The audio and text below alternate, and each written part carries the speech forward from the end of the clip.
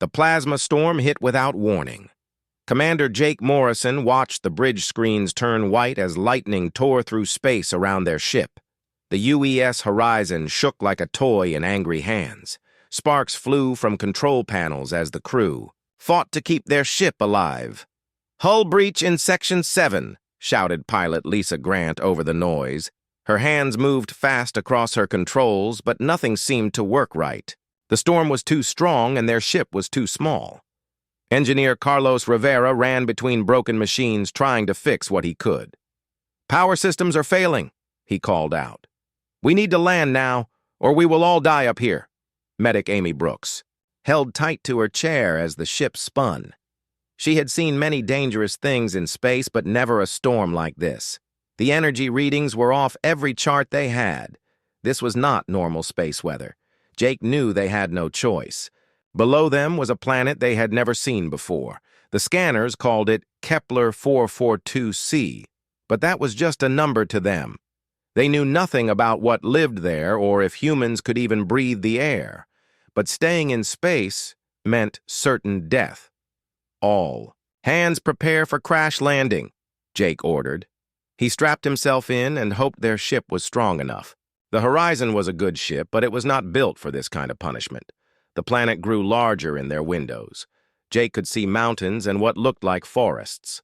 There were storms on the surface too, but they seemed small compared to the hell they were flying through. At least on the ground they might have a chance. The crash was worse than Jake expected. The ship hit the mountainside and bounced twice before sliding into a deep valley. Metal screamed against rock.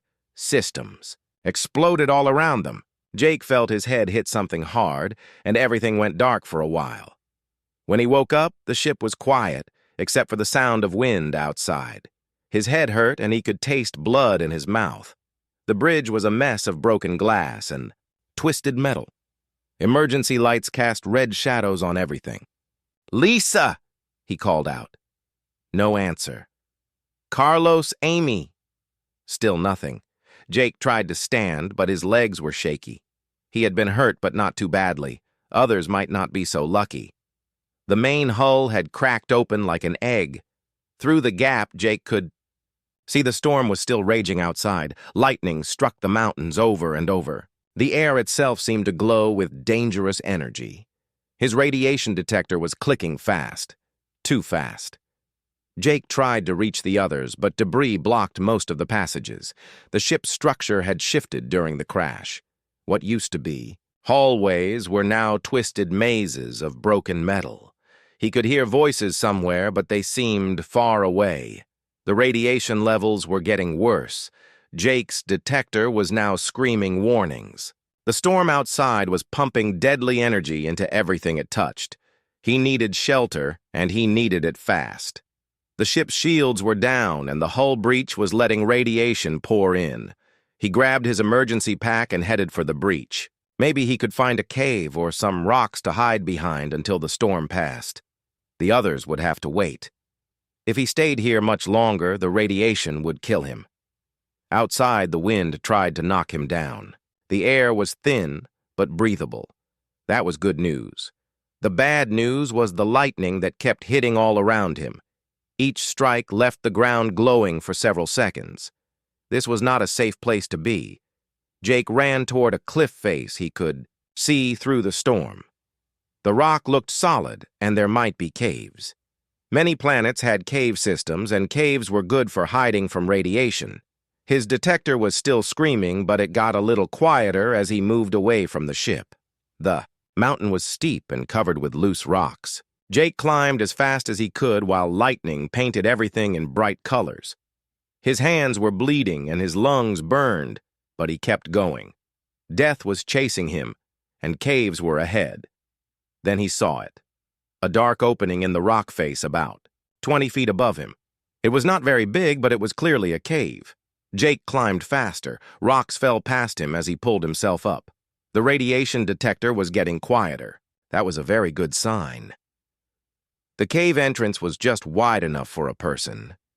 Jake squeezed through and found himself in a much larger space. His flashlight showed smooth walls that stretched back into darkness. The rock looked strange. It was too smooth to be natural, but too old to be made by any machine he knew. His radiation detector went almost quiet. The cave was blocking the storm's energy somehow. That should not be possible with normal rock, but Jake was not going to argue with good luck. He was safe for now. As he walked deeper into the cave, his flashlight beam hit something that made him stop. There were symbols carved into the walls. They were not like any writing he had ever seen.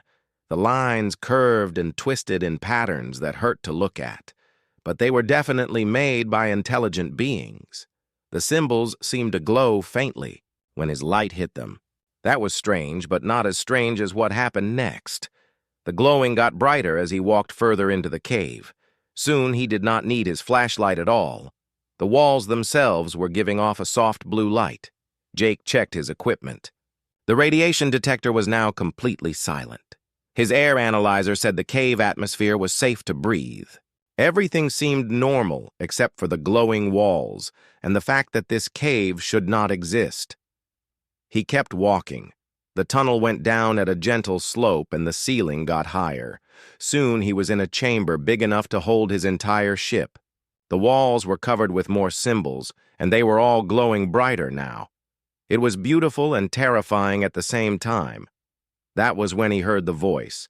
It came from everywhere and nowhere. It was not speaking through the air, but directly into his mind. The words were clear, even though they came from something that was definitely not human. "Finally," the voice said. It sounded tired and hungry and very, very old. "A living being enters my domain after so long. You smell of fear and desperation. Good. That will make you taste better." Jake spun around but saw nothing. The chamber was empty except for him and the glowing symbols, but the voice continued. 500 years I have waited in this prison of stone. 500 years since my last meal walked into my reach. The others who came before were not worthy. They died too quickly. But you! There was a pause that felt like being examined by invisible eyes. You are different, stronger. You will last longer as I feed. Jake's hand went to his weapon, but he kept it holstered. He could not fight something he could not see, and whatever was talking to him had been here for 5 centuries. It probably knew this cave system better than he knew his own ship. "What are you?" Jake asked the darkness. His voice echoed off the walls, but got no immediate answer. The symbols pulsed brighter for a moment, then returned to their steady glow. "I am hunger," came the reply. "I am the end of all things that live and breathe and think. I am Zarthek of the Velthara, and you, human, are about to become my first meal in 500 years. Jake felt the temperature in the cave drop several degrees. The glowing symbols on the walls pulsed faster like a heartbeat. Whatever this Zarthek was, it was getting excited about the idea of eating him. That was not a good sign. 500 years is a long time to go hungry, Jake said carefully. He kept his voice steady even though his heart was racing. Showing fear to a predator was usually a bad idea. What exactly are the Velthara? A sound like laughter echoed through the chamber, but it had no warmth in it. We were the rulers of this galaxy long before your species learned to make fire. We fed on the life force of entire worlds. Billions of beings lived only to sustain us. It was a good time. The voice was getting stronger. Jake could feel something moving in the air, around him even though he saw nothing. It was like standing in a cold wind that came from all directions at once. Your people sounds charming, Jake said. Let me guess. Someone finally got tired of being dinner and fought back. Another laugh, but this one had anger in it. The younger races formed what they called a coalition. They were weak individually, but together they had numbers we could not match. They used our own feeding chambers against us, turned them into prisons. I have been trapped in this cave system ever since. Jake looked around at the glowing walls with new understanding. This was not just a cave. It was a jail cell built to hold something that fed on living energy. The symbols were probably some kind of containment system. That explained why the radiation could not get through. The walls were designed to keep energy inside, not outside. So you have been stuck here for 5 centuries waiting for room service, Jake said. That must have been boring. Boring. The voice spat the word like it tasted bad. I have spent every moment of those 500 years planning what I will do when I am free. The Coalition thinks they won, but they only delayed the inevitable. When I feed on you, I will grow strong enough to break these bonds. Then I will find their descendants and show them what true hunger means. Jake felt something touch his mind. It was like cold fingers reaching into his thoughts. He tried to pull away, but the sensation grew stronger. His vision blurred, and he felt weak in the knees. Yes, Zarthek whispered. I can taste your life already. Such rich energy, such complexity. Your species is young, but you burn bright. This will be very satisfying. The cold feeling in Jake's head got worse. He could feel something trying to drain away his strength. His legs gave out, and he fell to his knees on the cave floor. This was how he was going to die. Not in a glorious battle or saving his crew, but as a snack for an ancient monster. But then something strange happened. The eye-draining sensation suddenly reversed. Instead of feeling weaker, Jake felt stronger. The cold fingers in his mind recoiled like they had been burned. What? Zarthek's voice was full of confusion and something that might have been pain. This is not possible. You should be dying. Your life force should be flowing into me. Jake stood up slowly. He felt better than he had since the crash. His injuries were healing, and his mind was clearer than it had been in years. Sorry to disappoint you, he said, but human beings are not that easy to drain. Impossible. The voice was weaker now. I have fed on thousands of species. None have ever resisted. None have ever fed back into me. What are you? Jake was wondering the same thing. He had no idea why Zarthek's feeding attempt had backfired, but he was not going to complain. We are human beings, he said.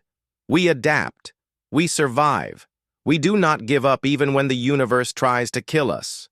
Maybe that is why your feeding trick does not work on us.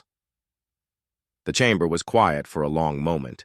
Jake could feel Zarthek's presence, but it seemed smaller now, less threatening. The ancient predator was confused, and that gave Jake an advantage. Tell me about this coalition, Jake said. Who were they, and how did they beat your people?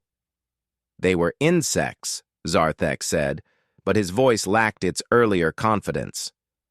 Weak, beings who lived short lives. The Chronari with their crystal technology, the Helix with their collective minds, the Vordan with their quantum weapons. Separately, they were nothing. Together, they became a plague that spread across our empire. Jake filed away those names. If any of those species still existed, they might be allies against whatever other threats were out there. How many Velthara were there? Millions, Zarthek said. We ruled from the galactic core to the outer rim. Every world that could support life was ours to harvest. But the Coalition found our feeding chambers and turned them into traps. Most of my people died screaming as their own power was used against them, but not all of them, Jake guessed. Some escaped. Some fled to the dark spaces between galaxies. Others went into deep hibernation, hoping to wait out their enemies. A bit. Few like me were captured alive. We were considered too dangerous to kill, so they built prisons like this one. As far as I know, I am the last active Velthara in this galaxy. Jake considered this information.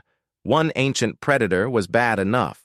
But if others were still out there hibernating or hiding, that could be a serious problem for every living thing in the galaxy. The Coalition had won the war, but they might not have won it completely. What happens if you do manage to break free? Jake asked. Do you go looking for your people, or do you start the feeding cycle all over again? Both, Zarthek said immediately. I will find the survivors and wake them. Together we will rebuild our empire. The Coalition species are mostly extinct now. Their descendants are weak and divided. They will make easy prey. Jake shook his head. That sounds like a terrible plan. You have been locked up for 500 years. The galaxy has changed. New species have evolved. Technology has advanced. You might find that the universe is not as easy to conquer as it used to be. You think your primitive weapons could stop us? Zarthek laughed, but it sounded forced. We are energy beings. We cannot be killed by your crude projectiles or explosives. Maybe not, Jake admitted. But we humans have a saying, the bigger they are, the harder they fall. Every empire falls eventually. Even yours did. The presence in. The cave grew agitated. Jake could feel anger rolling off the invisible entity like heat from a fire. But there was something else mixed in with the anger. Something that might have been doubt. You know nothing of power, Zarthek snarled. When I am free, I will show you what 500 years of rage can accomplish. I will feed on your entire species and use their energy to fuel my revenge. That assumes you can actually break free, Jake pointed out. You have been trying for 5 centuries and you are still here. Maybe the Coalition built better prisons than you thought.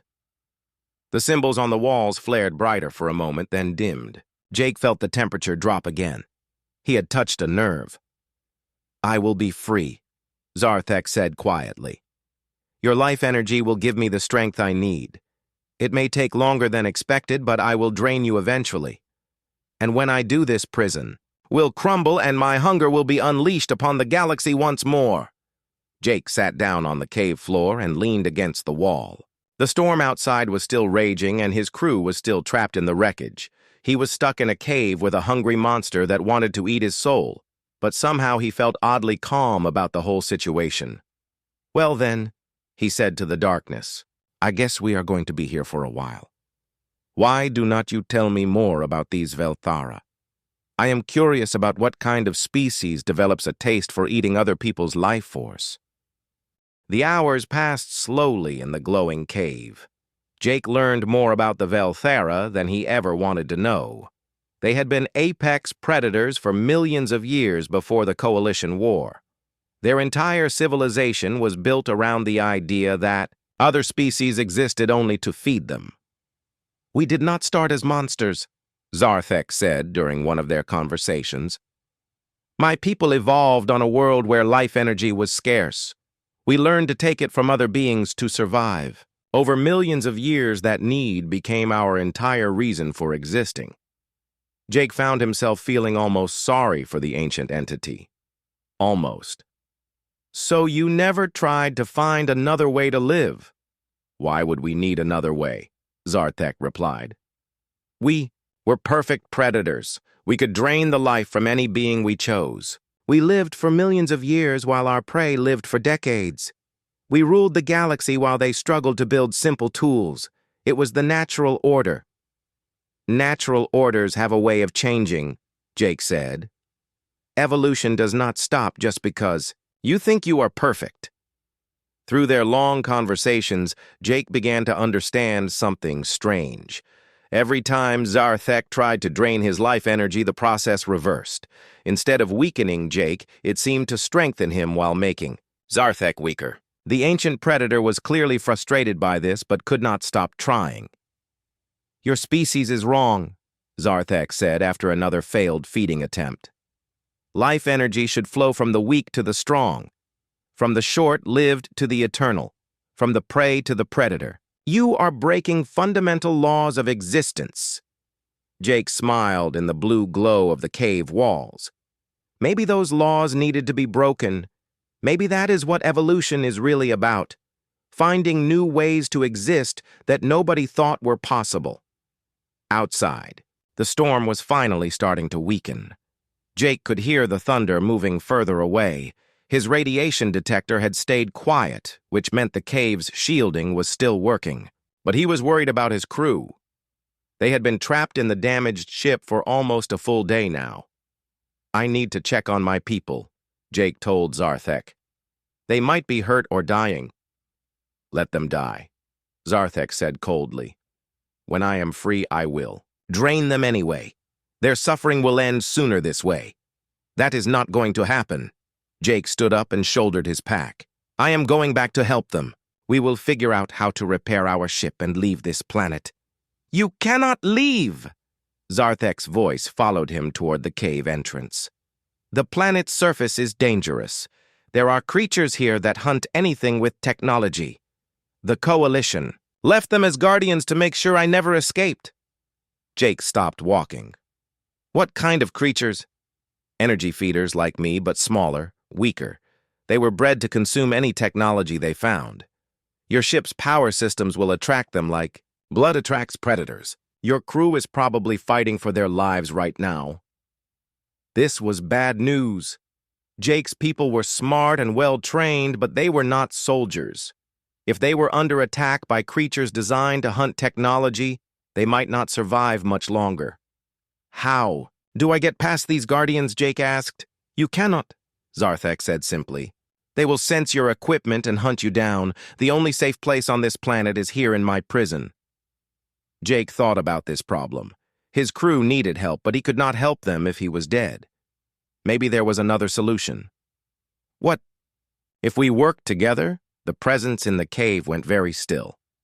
What did you say? You know this planet better than anyone. You have been here for 500 years. You must know ways to avoid these guardian creatures. Help me save my crew, and I will help you find a way out of this prison.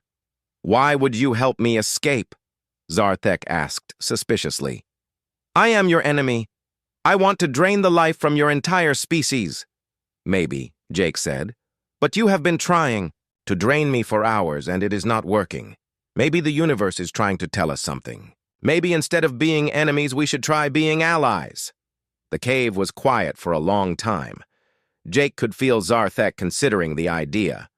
Finally, the ancient entity spoke. There is a way to reach your ship without attracting the Guardians, but it requires using some of my power to shield you. That will weaken me further. Will it weaken you enough that you cannot break free even if you wanted to? Another long pause. Possibly, Jake made his decision. Then let us do it. Show me how to save my people. What followed was the strangest experience of Jake's life. Zarthek's presence flowed over him like cold water, but instead of trying to drain his energy, the ancient entity was sharing it. Jake could feel Zarthek's power wrapping around him like invisible armor. The Guardians will not be able to sense you now, Zarthek said. His voice sounded tired. But this shielding will not last long. You must move quickly. Jake ran through the cave system following Zarthek's directions. The ancient entity had mapped every tunnel and chamber during his long imprisonment. There were passages that led directly to where the ship had crashed, secret ways that the Guardians did not know about. When Jake emerged from a hidden cave entrance near the crash site, he could see the damage was worse than he had feared. The ship was torn in half and partially buried under fallen rocks, but he could also see signs of life. Emergency lights were still working in some sections. Lisa, he called out over his communicator. Carlos, Amy, can you hear me? Jake Lisa's voice crackled through the static. Thank God you are alive. We are trapped in engineering. Something is trying to break through the hull. We have been fighting it off, but our weapons are almost out of power. Jake could see the creatures Zarthek had warned him about. They looked like giant insects made of living metal. Their bodies glowed with the same energy they were draining from the ship's systems. There were at least 6 of them crawling over the wreckage. I am coming to get you, Jake said. Hold your position. Moving carefully, Jake worked his way toward the ship.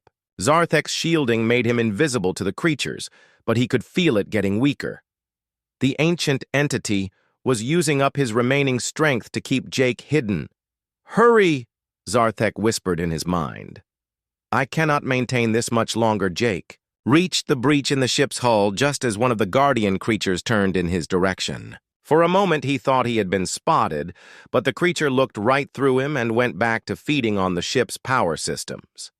Inside the wreckage, Jake found his crew barricaded in what was left of the engineering section. Carlos had rigged some kind of energy barrier that was keeping the creatures out, but it was clearly failing. "How did you get past those things?" Amy asked when Jake squeezed through their defenses. "I had help," Jake said. "But we need to move fast. I know a safe place, but we have to leave most of our equipment behind." "Leave our equipment." Carlos looked horrified. "Without our technology, we are stuck on this planet forever." "Being stuck is better than being dead," Jake pointed out. "We can come back for the equipment later when we figure out how to deal with these guardians." Lisa was studying the creatures through a crack in their barricade. "They are not just feeding on our power systems. They are learning from them. Look at how they move now compared to when they first arrived. They are adapting." She was right. The creatures were moving with more purpose now. They had been random in their feeding at first, but now they were systematically draining the ship's most important systems first. They were getting smarter. "We need to go now," Jake said. "I have a way to get us out of here, but it will not work much longer." His crew gathered what supplies they could carry and followed Jake out of the ship. The guardian creatures still could not see them, but Jake could feel Zarthek's power fading fast. They had maybe 10 minutes before the shielding failed completely. The run back to the cave was the longest 10 minutes of Jake's life. Behind them, the guardian creatures continued their systematic destruction of the ship. Ahead of them was a prison that held an ancient predator who wanted to eat them all, but it was the only safe place on the planet. When they reached the cave entrance, Zarthek's shielding finally collapsed. Jake could feel the ancient entity's exhaustion like a physical weight. The effort of protecting 4 humans had drained most of his remaining power. "Welcome to my domain," Zarthek said as Jake's crew entered the glowing chamber. His voice was barely a whisper now. "I hope you find your stay educational." Lisa, Carlos, and Amy stared at the glowing cave walls in amazement. They had never seen anything like the symbols that covered every surface. The blue light was beautiful, but there was something unsettling about the way it pulsed like a living heartbeat. "This place is incredible," Carlos whispered. "The energy readings are off the charts but completely stable. What kind of technology could do this?" "It is not technology in the way you understand it." Zarthek's voice echoed through the chamber. Jake's crew jumped in surprise. They had not expected to hear a disembodied voice speaking to them. "That is Zarthek," Jake explained. "He is a Velthera, an energy being that has been trapped in this cave for 500 years. He helped me rescue you from the guardian creatures." Amy pulled out her medical scanner and pointed it around the chamber. "I am not detecting any life signs except us." "How is that possible if there is someone else here?" "The Velthara do not register on your primitive sensors," Zarthek said. There was amusement in his voice. "We exist as pure energy. We have no physical bodies in the way you understand them." Lisa was examining the symbols on the walls. "These markings look like some kind of containment system. Are we inside a prison?" "A very old and very strong prison," Jake confirmed. "Built by something called the Coalition to hold beings like Zarthek. But it is also the only place on this planet that is safe from the Guardians." Carlos had his engineering scanner out and was taking readings. "The power source for this containment field must be massive. I am detecting energy levels that would power our entire ship for years. The prison feeds on my own life force," Zarthek explained. "The more powerful I become, the stronger the containment grows. It is a perfect trap. I cannot break free without growing stronger. But I cannot grow stronger while trapped." Amy looked worried. "If this prison feeds on life energy, what is stopping it from draining us?" "It was designed specifically for the Velthara," Jake said. "Human energy signatures are different. We should be safe as long as we do not try to feed the system more power." But even as he said it, Jake was not entirely sure. The prison had been built by aliens using technology that was far beyond human understanding. There could be safeguards or automatic responses that none of them knew about. "We need to focus on getting off this planet," Lisa said practically. "Our Ship is being destroyed by those guardian creatures. Soon there will be nothing left to repair. Actually, there might be another option, Zarthek said slowly. This prison complex is much larger than just this chamber. Deeper in the cave system, there are Velthara machines that have been dormant for centuries. If they could be reactivated, they might provide a way off this world. Carlos perked up with interest. What kind of machines? Portal generators, mostly. Devices that could transport matter across vast distances instantly. The Coalition tried to destroy them, but some may still be functional. Jake felt a chill run down his spine. Portal generators sound like the kind of technology that could be very dangerous in the wrong hands. Indeed, Zarthek agreed. In the hands of the Velthara, they were used to move entire armies across the galaxy. We could invade any world without warning. It was one of our greatest advantages during the Empire. So these machines could get us home, Amy said hopefully. We could return to human space and report what we found here. Or they could be used to bring a Velthara army to human space, Jake pointed out. If Zarthek gains control of that technology, he could restart his people's conquest of the galaxy. The chamber fell silent as everyone considered the implications. They needed a way off the planet, but activating ancient weapons technology could endanger every living thing in the galaxy. There is another problem, Zarthek said quietly. The machines require massive amounts of energy to function, more energy than this prison system contains. More energy than your ship's reactors could provide. How much energy are we talking about? Carlos asked. The power output of a small star, Zarthek replied. Or the life force of an entire planet. The Velthara did not build small. Jake was beginning to understand the scope of the problem. The portal technology existed, but using it would require killing billions of beings to power it. That was not an acceptable solution. Wait, Amy said, suddenly. What if we could reverse the process? Instead of using the portal generators to transport people, what if we used them to transport energy? We could tap into the power of this planet's star and channel it through the portal system. Carlos looked excited by the idea. That could work. Instead of draining life energy, we would be using stellar energy, clean, unlimited power. The portal. Generators were not designed to channel stellar energy, Zarthek objected. Attempting to modify them could cause them to explode. The explosion would destroy this entire planet.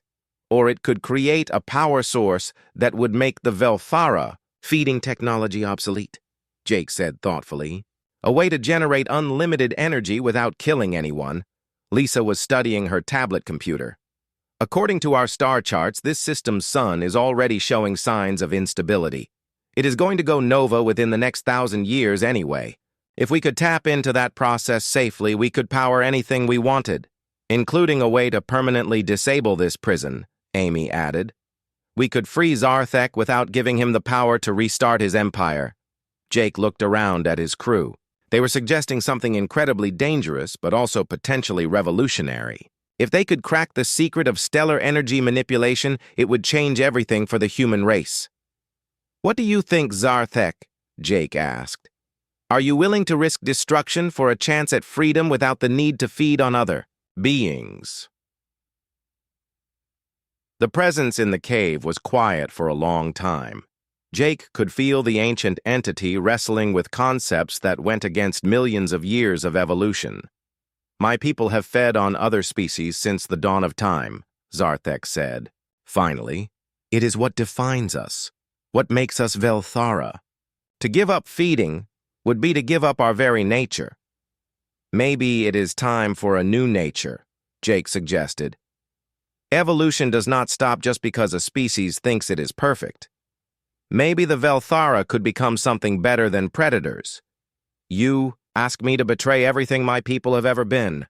I ask you to help your people become everything they could be, Jake corrected. Imagine Velthara, who do not need to kill to survive, who could work with other species instead of eating them. You could be explorers, scientists, teachers, instead of just predators. Carlos was getting more excited as he thought about the technical challenges. We would need to modify the portal generators completely, reverse their energy flow, and create feedback loops that could handle stellar-level power inputs. It is possible, but incredibly dangerous. How dangerous? Lisa asked. One mistake, and we turn this planet into a second sun, Carlos admitted. But if it works, we solve the energy crisis for every species in the galaxy. Amy was looking at her medical readings. There is something else to consider. Jake's interaction with Zarthek has been changing both of them. The energy feedback we have been seeing might be the key to making this work. Human adaptability combined with Velthara energy manipulation. Jake felt the truth of her words. His time in the cave had changed him in ways he was only beginning to understand. He could sense energy patterns that should have been invisible to human senses. And Zarthek seemed different too. Less coldly predatory and more genuinely curious about other ways of existing. The risk is enormous, Jake said finally. If we fail, we could destroy this planet or worse. But if we succeed, we could change the fundamental nature of how energy works in the universe. And if we do nothing, Lisa pointed out, we are stuck on this planet until the guardian creatures find a way into this cave. Then we all die anyway. Jake looked at each of his crew members. They were scared, but determined. They understood the stakes and were willing to take the risk. That was what made humans special. The willingness to try impossible things when the alternative was giving up. All right, Jake said. Let us go find these portal generators and see if we can turn them into the galaxy's first stellar energy tap. Zarthek, are you with us? The ancient entity's presence seemed to shift and change. When he spoke again, his voice carried something that might have been hope. Yes, Zarthek said. Let us attempt this madness together. Perhaps it is time for the Velthara to learn a new way to exist in the universe. The deeper chambers of the prison complex were like nothing Jake's crew had ever seen. Massive machines filled spaces the size of aircraft hangars. The portal generators were works of art as much as technology. Their surfaces were covered with the same glowing symbols that decorated the upper chambers, but these were dark and lifeless. They have been dormant for centuries, Zarthek explained as the team examined the ancient devices. The Coalition shut them down when they built this prison, but the core systems should still be intact. Carlos ran his scanners over the nearest machine. The engineering is incredible. I can see how the energy flows are supposed to work, but the power requirements are staggering. This single device could drain our ship's reactor in seconds. That was the point, Zarthek said. The Velthara never built anything small. We were apex predators. Everything we created reflected that philosophy. Amy was studying the symbols that covered the machines. These markings are different from the ones upstairs, more complex, like they are describing some kind of process or procedure, feeding instructions, Zarthek confirmed. They show how to channel life energy from captured beings into the portal matrix. Your people would call it a manual for mass murder. Jake felt sick as he imagined how these machines had been used. Entire populations dragged through portals to feed the Velthara Empire. It was genocide on an industrial scale. But we are going to use them differently, Jake said firmly. Instead of draining life energy, we are going to channel stellar energy, turn weapons of mass destruction into tools of creation. Lisa was examining the portal rings themselves. They were made of some kind of crystalline material that seemed to bend light around itself. How do we even begin to modify something like this? We do not understand the basic principles behind how it works. I do, Zarthek said simply. I helped design these machines. The energy channeling systems were based on my own feeding abilities. If we are going to modify them, I will need to guide the process directly. Carlos looked worried. That sounds dangerous. What if working with the machines gives you enough power to break free from the prison? Then you will have to stop me, Zarthek replied. But I do not think that will happen. The closer I work with your people, the less I desire to return to my old ways. Something about human nature is infectious. Jake knew what Zarthek meant. He could feel changes in himself as well. The boundaries between human and Velthara consciousness were blurring. He was starting to think in terms of energy flows and life patterns that no human should understand. "We need to be very careful about this," Amy warned. "We are talking about fundamental changes to both species. We do not know what the long-term effects might be." "The long-term effects of doing nothing are pretty clear," Lisa pointed out. "We die on this planet, and the Velthara technology stays buried forever. At least this way we have a chance to make something positive out of it." Jake made the decision for all of them. "We try it, but we go slow and we monitor everything. At the first sign that the process is going wrong, we abort." What followed were the most intense days of Jake's life. Working together, the human crew and the ancient Velthara began the delicate process of rewiring machines that had been designed to channel death into tools that could harness the power of stars. Carlos proved to be brilliant at understanding alien engineering principles. His background in human reactor technology translated surprisingly well to Velthara energy systems.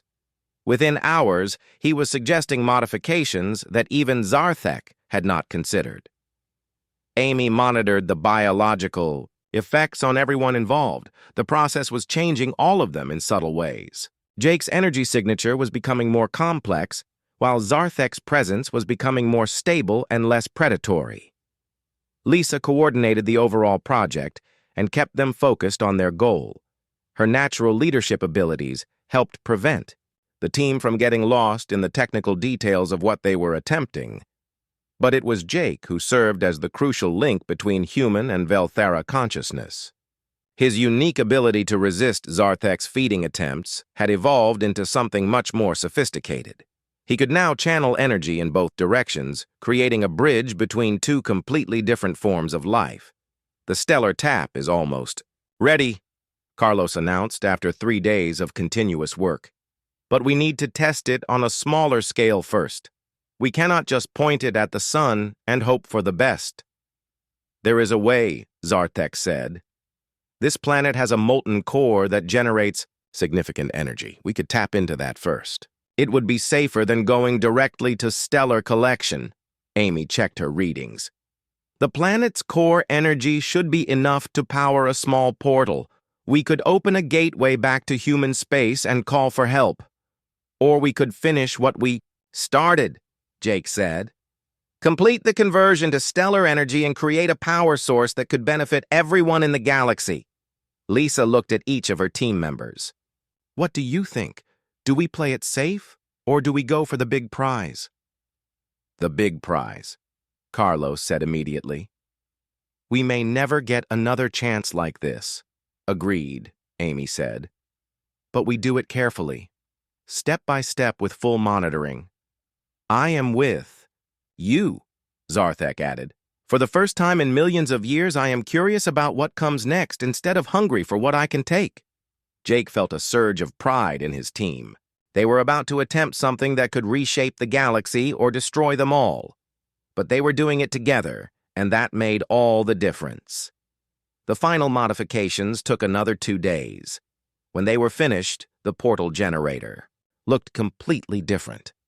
The feeding chambers had been replaced with stellar collection arrays. The life energy channeling systems had been converted to handle pure electromagnetic radiation. "Power-up sequence initiated," Carlos announced. "All systems showing green. Stellar collection array is online and tracking the primary star, the Ancient." Machine hummed to life with a sound like distant thunder. The symbols on its surface began to glow with new patterns that had never existed during the Velthara Empire. These were patterns of creation rather than destruction. "Energy levels rising," Amy reported. "Everything looks stable so far." Jake could feel the power flowing through the modified portal generator. It was clean energy drawn directly from the heart of a star. No life had been sacrificed to create it. No beings had died to feed ancient hungers. "Portal matrix is forming," Lisa called out. "We have a stable gateway." Through the shimmering portal, they could see stars. Not the local system, but the view from somewhere else entirely. The stellar energy tap was working. They had successfully converted a weapon of mass destruction into a tool for peaceful exploration. "Where does the portal lead?" Jake asked. "Nowhere specific yet," Zarthek replied. "The portal can connect to any point in the galaxy, but more importantly, it proves that the stellar energy system works. We have created unlimited clean power." Carlos was practically dancing with excitement. "Do you realize what this means? Every ship, every colony, every world in human space could have unlimited energy. No more fuel shortages, no more energy wars, no more choosing between expansion and sustainability." Amy was studying her medical readings with amazement. "The process has changed all of us, but not in a harmful way. We have become something new, a hybrid of human adaptability and Velthara energy manipulation. We could teach others to make the same transition." Jake looked at his transformed crew and felt a deep sense of satisfaction. They had come to this planet as explorers and were leaving as pioneers of a new form of existence.